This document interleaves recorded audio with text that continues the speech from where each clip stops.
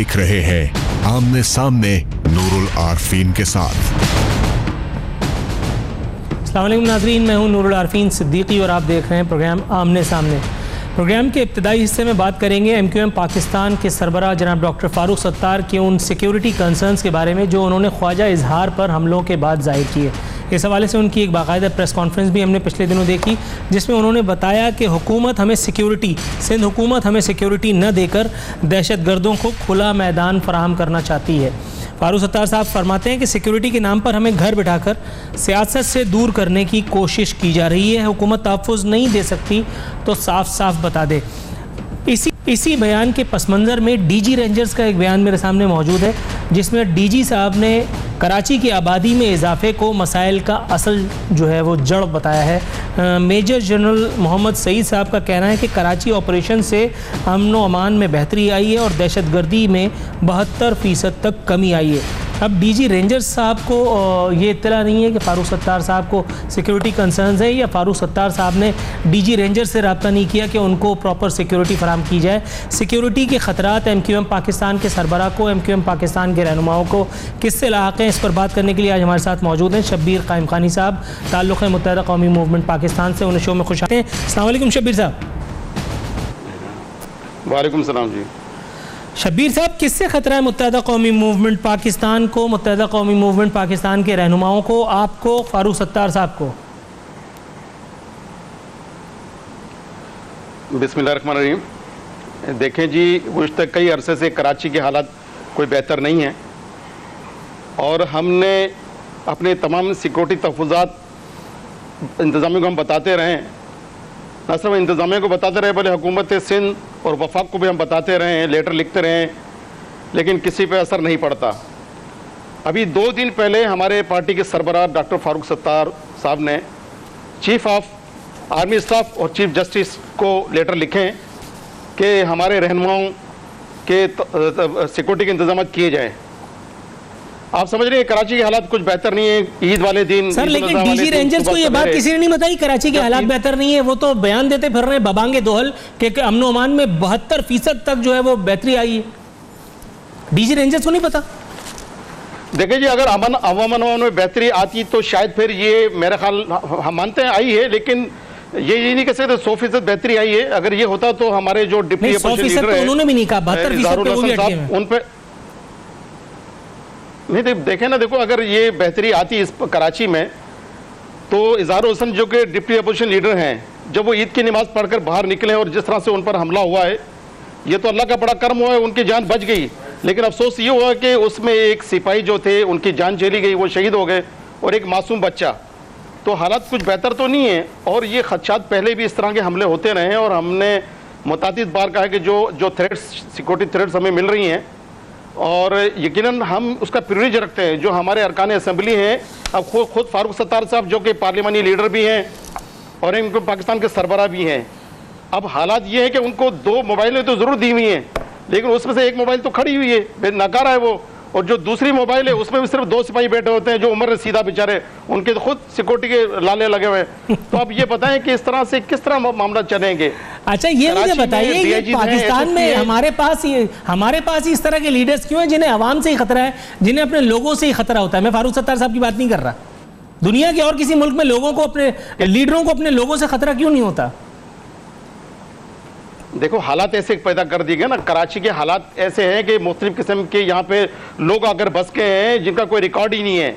आए दिन कराची में इस किस्म के वाक़े तो रूनुमा होते रहे हैं और MQM ने उसकी निशानदेही भी की है। हमको डरते थोड़ी हैं, या हम अगर हमें मुख्तलिफ अदारों की तरफ से भी ये बावर कराया जाता है कि आप अपनी सिक्योरिटी के बंदोबस्त करें, यकीनन ये मालूमात उनके पास भी होगी, आखिर वरना क्यों हमें वो कहते हैं। अच्छा, तो फिर मुझे एक बात बताइए, जब पीपल्स पार्टी की हुकूमत आपको सिक्योरिटी नहीं दे रही तो फिर आपने पीपल्स पार्टी के हक में जो है अपने सेनेटर को, अपने एक उम्मीदवार को दस्तबरदार क्यों कराया था सेनेट इलेक्शंस में? देखिए जी, मैं खुद उम्मीदवार था सेनेट का और ये पहली बात तो ये है कि जो लोग पीपल्स पार्टी वाले हमारे पास चल कर आए, उन्होंने कहा है कि ये सीट हमारी, आप विड्रा हो जाएं। तो हमने सिंध में खैर सगाली के तौर पर सिर्फ यही नहीं और बड़े बड़े हमने नहीं सर, शब्बीर कायम खानी साहब, मैं अपने बचपन से देखता चला आ रहा हूं, या कम से कम आप जवानी का मुझे ताना देने दीजिए, मैं अपनी जवानी से देखता चला आ रहा हूं, जब भी कोई चल के 9-0 किया है आप लोगों को आराम से उसने फंसा लिया और उसके बाद टिश्यू पेपर की तरह इस्तेमाल करके फेंक दिया। ये कोई लॉजिक तो नहीं हुई कि कोई बेवकूफ बनाने के लिए मेरे दरवाजे पे आया था। अगर आपके दरवाजे पे दस्तक होगी तो अपने दिमाग का इस्तेमाल आप बंद तो नहीं कर देते? देखो, पहली बात तो ये कि एमक्यू वाले बेवकूफ नहीं है ना। नहीं, एमक्यू की बात नहीं कर रहा। पैदा होता है कि जो लोग एमक्यू के पास चलकर ये चीजें हमने सिंध में आके खोली हैं, और सुबह सिंध का एक रवाज, इस धरती का एक रवाज है, एक कल्चर है कि अगर कोई कत्ल कर भी किसी घर पर चलकर आता तो माफ कर देते हैं।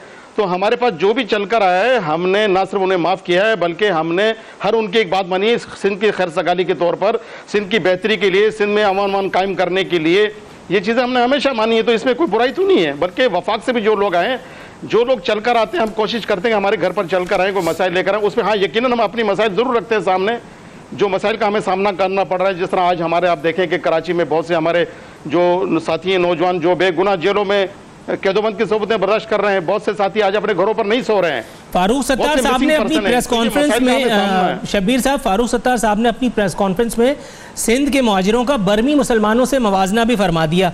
लोग कहते हैं कि ये लिसानी तासुब को हवा देने की कोशिश थी। वकार मेहदी साहब जो पिछली मरतबा, जो आपके साथ कई मरतबा इख्तिदार का झूला झूल चुके हैं, फरमाते हैं कि उर्दू बोलने वाले रोहिंग्याई मुसलमानों किसी सूरत हाल का शिकार नहीं। फारूक सत्तार का बयान अफसोसनाक है। पीपीपी ने कभी भी लिसानी तासुब को हवा नहीं दी। एमक्यूएम 30 सालों तक मुख्तलिफ हुकूमतों का हिस्सा रही है, कराची को हॉट केक समझकर खाती रही है। अच्छा, ये बात उनको बहुत देर में पता चली कि 30 साल तक एमक्यूएम कराची को खाती रही है। आपको ये बात पहले पता थी? देखिए, पहली बात तो ये कि फारूक सत्तार जो एमक्यू के सरबराह, उनके बयान को तोड़ मोड़ कर पेश किया गया। उन्होंने इस तरह ऐसे नहीं, बिल्कुल कतई नहीं इन्होंने कहा। हाँ, यकीनन जरूर उन्होंने ये जरूर कहा कि जो महाजिरों के साथ ज्यादतियां, नाइंसाफियां हो रही सूबे के अंदर, हर हवाले से ले लें, चाहे आप नौकरियां ले लें, नौकरियों में उनको वो कोटा नहीं मिल पाता है, दाखिले हैं तालीमी इदारे, उनमें वो कोटा नहीं मिल पाता है। कराची की सूरत हाल, अबतर सूरत हाल आपके सामने, न सिर्फ कराची की बल्कि हैदराबाद, सखर, मीरपुर खास, नवाबशाह, तमाम शहरों की सूरत हाल बिल्कुल अबतर हो चुकी है। पीपल्स पार्टी जो 9 साल से इक़्तिदार पर काबिज है, और पीपल्स पार्टी का अगर हमने साथ दिया तो अवाम के मसाइल हल कराने के लिए हमने उनको साथ दिया, हमने कोई बंदरबाट करने के लिए थोड़ी उनका साथ दिया। अब कब्जा ग्रुप का साथ आप किसी भी नाम पे दें तो बहरहाल कब्जा ग्रुप का साथ ही होता है। अच्छा, ये वजीर इत्तलात का बयान है, फरमाते हैं फारूक सत्तार का माइंडसेट बानी मुत्तहदा अल्ताफ हुसैन वाला है। फारूक सत्तार साहब भी फिर इन्होंने खतरनाक करार दे दिया उनको। आपके ख्याल में ये बात कोई अलार्मिंग है या नहीं? देखिए, सवाल ये पैदा होता है कि वो उनकी ज़हनी इख्तिलाफ है, जो किस तरह वो इसको बयान कर रहे हैं। ज़ाहिर है उनको फारूक सत्तार साहब की इज्जत करनी चाहिए। वो पार्लिमानी लीडर है, एक पार्टी के सरबराह है, तो नासिर शाह साहब हमारे दोस्त हैं, उनको ये ज़ेब नहीं देता। ठीक है, सियासत के अंदर हमारे नजरात बिल्कुल अलग हैं, जुदा होते हैं, लेकिन इसका मतलब ये नहीं कि हम किसी के बारे में इस किस्म की कोई बात करें। फारूक सत्तार साहब ने हमेशा उनकी इज्जत की है। सवाल ये पैदा होते हैं कि सिक्योरिटी तहफ़्फ़ुज़ात की मैं बात कर रहा था, तो आप ये देखें कि कराची में ऐसे, मैं खुद आई विटनेस हूँ, ऐसे बहुत से लोग हैं जिनका कोई प्रिविलेज नहीं है, जिनका इस्तकाक नहीं है, लेकिन वो 6-6 गाड़ियाँ वो लेके चल रहे होते हैं, पुलिस की गाड़ियाँ लेके चल रहे होते हैं। बहुत से उनके जो मिनिस्टर हैं, उनके साहबजादे हैं, उनके बेटे हैं, उनके दीगर रिश्तेदार हैं, वो पुलिस की मोबाइल ये मुझे बताइएगा प्रोग्राम, ये मुझे बताइएगा, सेगमेंट बस इख्तिताम पजीर होने वाला है, ये मुझे बता दीजिएगा, फारूक सत्तार साहब के अलावा, एमक्यूएम के दीगर रहनुमाओं के अलावा वसीम अख्तर साहब को भी अब सिक्योरिटी की फिक्र लाहक हुई है। उन्होंने भी डिप्टी कमिश्नर के जरिए एक लव लेटर लिखवाया कि मुझे सिक्योरिटी दी जाए। उनको किस लिए सिक्योरिटी चाहिए? करते कराते तो कुछ है नहीं, नुमाइश का इफ्तिताह किया, या अपनी जेर ज़मीन जो उनकी राइशगाह है उसमें रहते हैं और एक बयान जारी कर देते हैं, कभी मलिक रियाज के साथ कोई साइनिंग सेरेमनी कर देते हैं। जब कुछ करा नहीं रहे तो सिक्योरिटी किस काम की? काम तो एक ढेले का नहीं है। अच्छा, पहली बात तो कि आप उनको कह रहे हैं उन्होंने लव लेटर लिखा, वो लव लेटर नहीं लिखा है।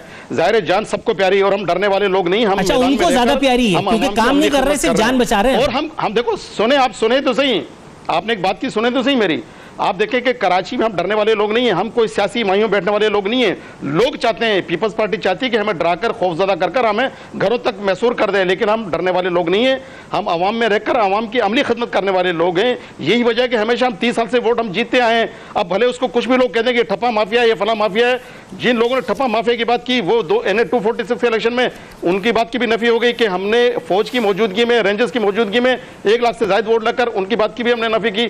तो सवाल ये पैदा होता होता है कि हम कराची को ऑन करते हैं, कराची हमारा शहर है, बल्कि वो लोग जो कराची को लूट रहे हैं वो भी ऑन करें कराची को, ऑन करें। सर नाम बता दीजिएगा, आपने बात कर दी, सेगमेंट खत्म हो गया, नाम बता दीजिए, मैं सेगमेंट खत्म करूं। कौन कराची को लूट रहा है? देखो कराची पीपल्स पार्टी वाले लूट रहे हो, कौन? आपने अच्छा, पीपल्स पार्टी वाले लूट रहे हैं। नाज़रीन, यहाँ प्रोग्राम में वक्त हुआ है कमर्शियल ब्रेक का, लेकिन यहाँ डीजी रेंजर साहब को भी मेरा ख्याल है उनके लिए भी पॉइंट ऑफ कंसर्न उन्होंने शब्बीर कायम खानी साहब ने रेज कर दिया है कि उनके बयान के बरक्स कराची में अमन नहीं हुआ। मुत्तहदा वालों को जो लग रहा है कि सिक्योरिटी कंसर्न्स हैं वो वाकई एक आम आदमी के लिए मौजूद है। मेरे ख्याल है सिक्योरिटी कंसर्न्स को डीजी रेंजर साहब को एड्रेस करना पड़ेगा। इसी के साथ यहाँ वक्त हुआ एक मुख्तसर सी कमर्शियल ब्रेक का।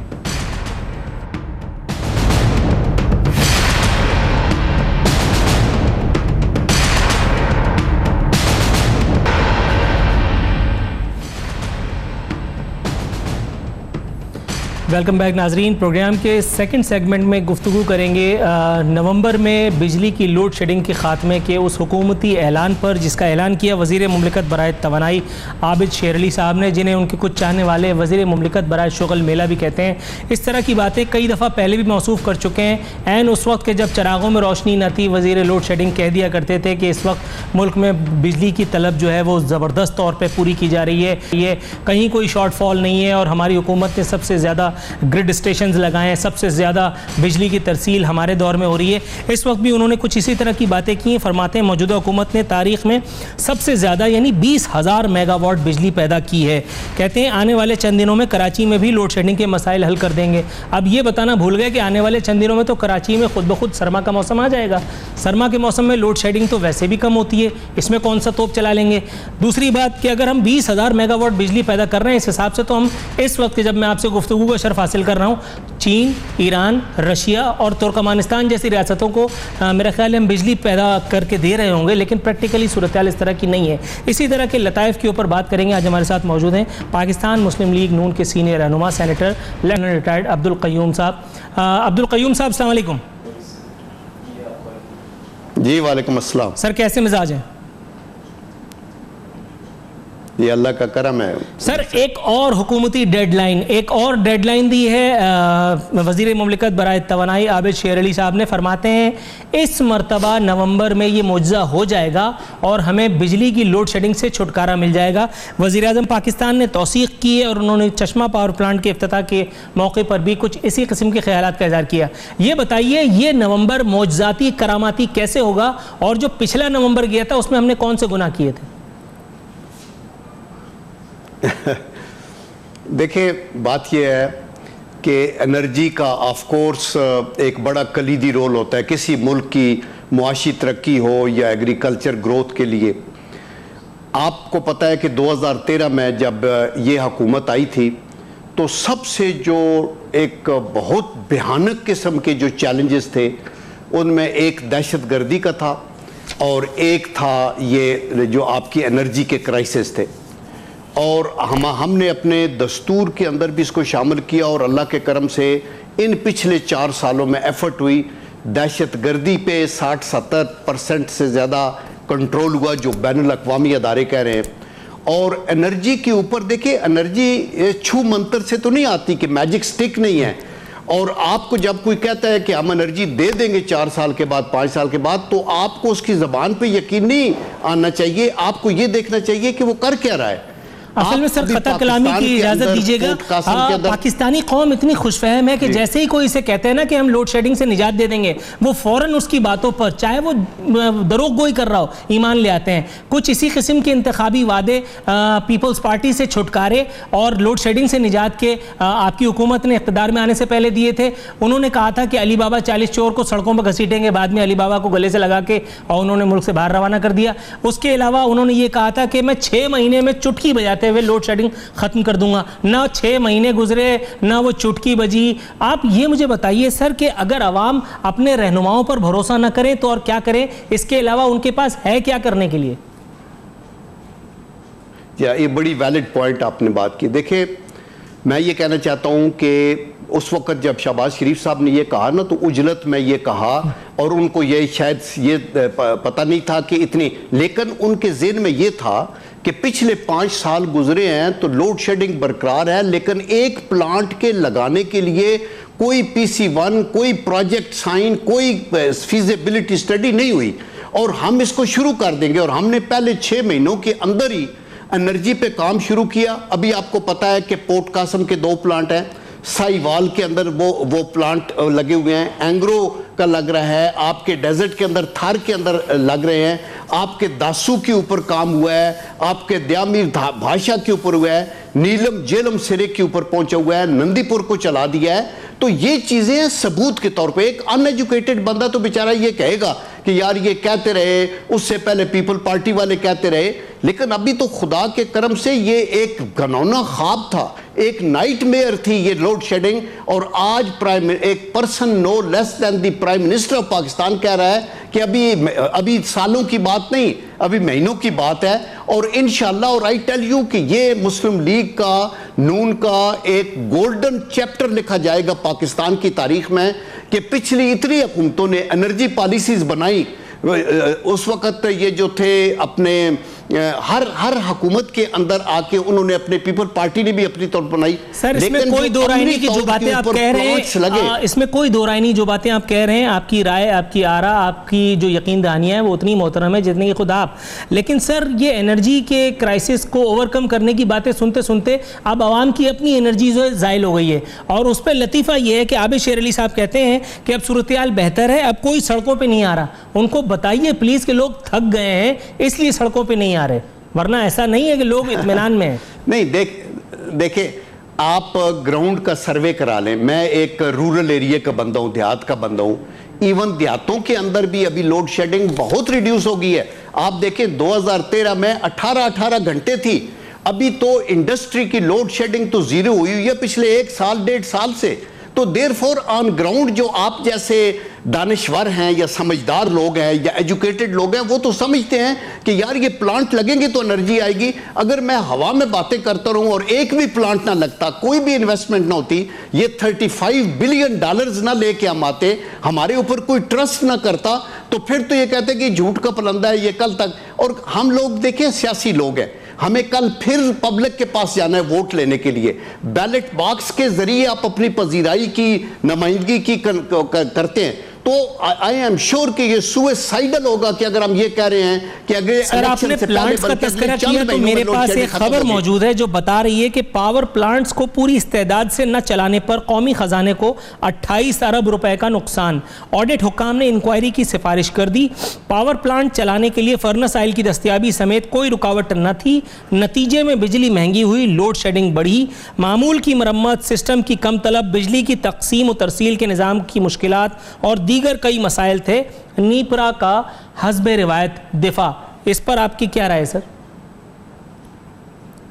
देखिए, मैं ये कहना चाहता हूं कि आप ये जो कहते हैं ना कि किसी एक अदारे को नुकसान हुआ, उसकी तो ज़रूर इन्वेस्टिगेशन होनी चाहिए, लेकिन आप ये ज़हन में रखें कि एक अवामी हुकूमत जो वोट लेके आई है और वोट लेके दोबारा उन्होंने इक़्तिदार में आना है, वो कभी भी ऐसे नहीं करेंगे कि बिजली को महंगा कर दें या आप दे सकते हैं तो आप उसको ना दें। लेकिन अगर कोई अदारे अपनी सुस्ती की वजह से या उनकी मेंटेनेंस की वजह से उसको डिले हुआ तो वो इंडिविजुअल केसेस हो सकते हैं, बट हम ब्रॉडर एक कॉन्सेप्ट की बात कर रहे हैं। आज अल्लाह के करम से पाकिस्तान के अंदर मुस्लिम लीग नून की हुकूमत ने यह साबित कर दिया है कि यह लोड शेडिंग जो सबसे बड़ी मिजरी थी पाकिस्तान के लिए, खुदा के करम से यह खत्म होने वाली है और यह अभी खत्म होगी। अगर नहीं होगी तो हमें लोग वोट नहीं देंगे। और हमारे जो सियासी हरीफ हैं उनको परेशानी ये है कि यार ये इन्होंने तो जो मिलिटेंसी के ऊपर भी कंट्रोल किया, लोड शेडिंग को भी खात्मे की तरफ जा रहे हैं। अभी भी वो सफ़ेद झूठ आके बोल जाते हैं, नहीं ये इन्होंने कहा था, कुछ भी नहीं हुआ।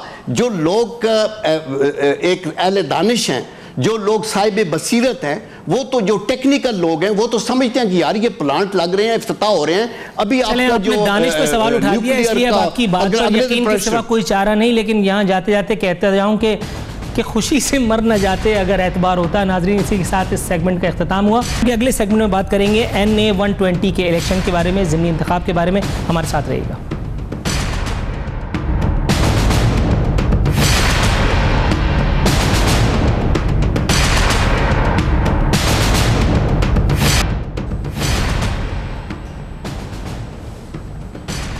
वेलकम बैक नाजरीन। प्रोग्राम के इस हिस्से में बात करेंगे NA 120 के ज़िमनी इंतखाब का, जहां यास्मीन राशिद साहिबा मद्दे मुकाबिल हैं पाकिस्तान तहरीक इंसाफ की मोहतरमा कुलसूम नवाज़ के मुकाबले में, जिन्हें सपोर्ट हासिल है मुस्लिम लीग नवाज़ की। इलेक्शन कैंपेन तो चल ही रही है। इलेक्शन कैंपेन के साथ साथ इमरान खान साहब ने भी मरीम नवाज़ साहिबा की तरह यहाँ का दौरा किया है, लोगों से इंतखाबी वादे किए हैं। अब वो वादे पूरे होते हैं यानी इसका फ़ैसला तो आने वाला वक्त ही करेगा, लेकिन इस इलेक्शन कैंपेन में दोनों तरफ से ये नज़र आ रहा है कि कोई भी फ़रीक अपने मद्दे मुकाबिल को सांस लेने देने पर आमादा नहीं है। मुख्तलिफ़ किस्म के बयानात सुनाई दे रहे हैं, एक दूसरे को ललकारा जा रहा है। इंतखाबी वादों का एक यूँ कह लीजिए कि बाहर आई हुई है और वहाँ के अवाम मेरा ख्याल है खुशी से रोई पड़ेंगे अगर ये वादे इस दफ़ा सच साबित हो गए।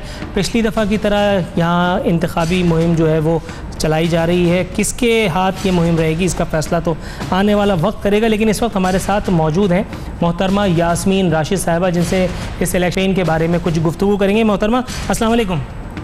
वालेकुम अस्सलाम। आपके एक बयान की कुछ मेरे पास कंटेंट मौजूद है। आपने फरमाया इस हल्के में रात भर बिजली नहीं आती, आवाम रात जाग कर गुजारते हैं, पीने का साफ़ पानी इलाके के आवाम को मुयस्सर नहीं, हल्के में रोज़गार के मौक़े पैदा नहीं किए गए, हल्के के बच्चों के लिए एक सरकारी स्कूल तक नहीं बनाया गया। ये जानने की जिसारत करूँगा, आप इराक़ में इलेक्शन लड़ रही हैं मैडम? बड़ी मेहरबानी। लगता तो यही है, क्योंकि ये तो कम से कम पाकिस्तान का और ना ही लाहौर का हिस्सा लगता है। और मुझे अफसोस इस बात का होता है कि ये वो इलाका है लाहौर का जिसको आप लाहौर का दिल कह सकते हैं।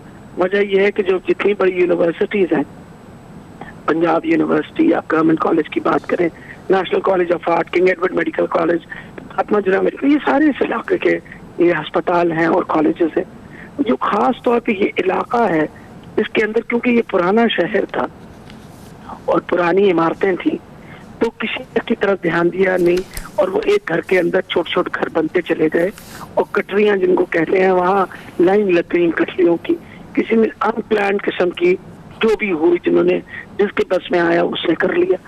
अब तीन दिहाइयों से यानी 30 साल से ये नवाज शरीफ साहब का हल्का था। बहुत कुछ इस हल्के में किया जा सकता था। सबसे बड़ा इनके लिए मसला ये बन गया कि जी साफ पीने का पानी नहीं। वजह ये है कि इसमें क्योंकि जो पुरानी। अच्छा मैडम, आपकी इस बात से कता नज़र मरियम नवाज साहिबा फरमाती हैं NA 120 के अवाम तरक्की की राह में रुकावटें डालने वालों का एहतसाब करने के लिए बेचैन है। कितनी खौफजदा हैं आप अपना एहतसाब होते देखकर, क्योंकि आप वो लोग हैं जो मरियम नवाज साहिबा के बकौल तरक्की की राह में रुकावट डाल रही हैं। मेरा ख्याल है सबसे इम्पोर्टेंट चीज तो ये मैं बताती चली जाऊं कि शायद मरियम नवाज को पता नहीं है इस बात का कि इस हल्के के साथ मेरी बड़ी पुरानी रग़बत है। मैं तो इसी इलाके में काम सारी जिंदगी करती रही, या फातिमा जिन्ना मेडिकल कॉलेज में काम किया या किंग एडवर्ड मेडिकल कॉलेज में। तो मेरा तो अस्पताल लेडी वेलिंगटन अस्पताल था, मेरा तो हर वक्त इस हल्के के साथ था। और जो तरक्की के, हम तो तरक्की के दरमियान पढ़ ही नहीं सकते थे। अगर मैं तरक्की के दरमियान में कोई हायल होती तो जब ये इनके चचा हजूर जो थे वो जब ये अस्पताल में लेडी वेलिंगटन अस्पताल जहाँ तकरीबन 14,000 बच्चे हर साल डिलीवर होते हैं, तो मैंने हाई कोर्ट में जाके इनके खिलाफ स्टे लिया कि मेहरबानी करके अल्लाह के वास्ते इस अस्पताल को मत मस्पार करिए। इस वजह से कोई और अस्पताल इस इलाके में नहीं है। ये 80 साल पुराना अस्पताल, कम से कम उन खवातीन जो इस इलाके की खवातीन है। अच्छा मैडम, क़ता कलामी की इजाज़त दीजिए मुझे एक मरतबा फिर। यहाँ मुझे एक बात बताइए, तहरीक इंसाफ पर हर बार ये इल्ज़ाम लगता है कि वो इंतखाबी सियासी बातें नहीं करते, पर्सनल हो जाते हैं। कुछ स्टेटमेंट्स भी मेरे सामने इस तरह के हैं। आपका एक बयान है जिसमें आप फरमाती हैं, मरियम कहती हैं अम्मी को वोट दें, अब्बा जी को छुड़वाना है। फिर आप कहती हैं पानामा की रानी हुकूमती प्रोटोकॉल पर इंतखाबी मुहिम चला रही हैं। इमरान खान साहब सोने पे सुहागा फरमाते हैं सुप्रीम कोर्ट ने ताकतवर डाकू पर हाथ डाला। ये मुझे बताइएगा कि प्रोटोकॉल को मेंटेन करना या सिविलाइज्ड किस्म की गुफ्तगू करना या ग्राउंड रियलिटी का एहसास करते हुए एक दूसरे के दर्जात का ख्याल करते हुए अपनी ज़ुबान का इस्तेमाल करना, ये कितना ज़रूरी है अपने वोटर्स के सामने इंतखाबी मुहिम में, और तहरीक इंसाफ हर बार ऐसा करने में नाकाम क्यों हो जाती है? अगर मैंने ये बात कही है कि वालदा के नाम पे वोट मांग के तो अपने अब्बा को बचा रही हैं, तो और मैंने गलत बात कही है? आप मुझे बताइए और क्या करने की कोशिश कर रही हैं? वजह यह है कि उनकी वालदा अलील है, वो चली गई तो वो तो बाकायदा उनका एक्सरे भी दिखा के बात करती है कि मेरी वालदा की तबीयत खराब है, आप लोगों को एहसास करना चाहिए और वोट देना चाहिए। आप मुझे ये बताइए, कुलसूम नवाज कब से एक शी वॉज एन एक्टिविस्ट और पॉलिटिशियन, तो बेचारी कभी भी सियासत में नहीं आई। एक दफा जब इनके मियाँ पहले पकड़े गए थे तो एक दफा कुछ अरसे के लिए अपने मियाँ को बचाने के लिए आई, तो मैंने गलत बात कही है कि अब फिर अगर जो बेचारियों ने एग्री कर लिया कि मैं कागज साइन करती हूँ, मुझे आप बतौर कैंडिडेट खड़ा कर दें, तो किसने खड़ा किया उनको? इसीलिए खड़ा किया ना कि वो अपने मियाँ को बचाने लगी है। तो आप मेरी अम्मी को वोट दीजिए ताकि मेरे अब्बा को बचाया जाए। तो मैंने रिश्ते की बात की है, पीएम का क्या रिश्ता है नवाज शरीफ साहब से? वाले थे। अच्छा मैडम, ये मुझे बताइए, मेरे सामने एक अखबारी तराशा है जिसमें चीफ इलेक्शन कमिश्नर साहब को कोट करते हुए कहा गया कि NA 120 में नून लीग ज़ाब्ते इखलाक की खिलाफ वर्जी की मुर्तकिब हो रही है। दूसरी बात ये मुझे बताइएगा कि आपको वाकई ऐसा लगता है कि आप यहाँ इस इंतखाबी हल्के में, इस ज़िमनी इंतखाब में कोई सरप्राइज क्रिएट करने में कामयाब हो पाएंगी? जी, ये तो ना मैं कभी के बारे में कोई जिक्र करती हूँ तो अल्लाह के काम है, और मुझे पता चलेगा जब अपनी मैंने तो मेहनत करनी है जितनी मैं मेहनत कर सकती हूँ। लेकिन जहाँ तक इंतखाबी हल्के के अंदर जितनी ज्यादा कोड ऑफ कंडक्ट इन लोगों ने तोड़ा है, शायद कोई और ना तोड़ सके। हमें तो मना कर दिया कि हमने तो इजाजत मांगी थी इनसे कि आप मेहरबानी करके हमारे भी चेयरमैन को यहाँ कैंपेनिंग के लिए आने दिए, तो वो हमारी जो थी एप्लीकेशन उसको मुस्तरद कर दिया गया। On the other hand 16 ministers हैं जिनके बारे में हमने लिख के भेजा है और उन सबको नोटिस हुए by the election commission. Notice होते हैं यानी खातो किताबत करते रहते हैं, 1.25 महीना हो गया, किया कुछ नहीं उनके खिलाफ। फिर आप सोचिए कि डेवलपमेंट प्रोजेक्ट शुरू हो गए, यानी 1 अगस्त को अनाउंस हो गया शेड्यूल और 4 अगस्त को आप टेंडर कर रहे हैं, और टेंडर किस इलाके के कर रहे हैं? इस इलाके के कर रहे हैं। मतलब को खुदा का खौफ करें ये लोग कि आप, इन्होंने तो वैसे ही तैयार कर रखा है कि इन्होंने कोई कानून जो है ना लोगों के लिए बना रखे, अपने लिए थोड़े बनाते, ये कानून लोगों के लिए बना रखे हैं इन्होंने कि भाई ये लोग। राइट मैडम, आपका नुक्ता कन्वे हो चुका है। नाजरीन, इसी के साथ ही हमारे प्रोग्राम का वक्त अब खत्म होता है। NA 120 में याशी साहबा कोई इंतखाबी सरप्राइज क्रिएट कर सकेंगी, इंतखाबी मैदान मार सकेंगी या नहीं, इसका फैसला आने वाले वक्त पर छोड़ते हुए नूरुल आरफीन सिद्दीकी और आमने सामने की टीम को इजाज़त दीजिए। फ़ी अमान अल्लाह।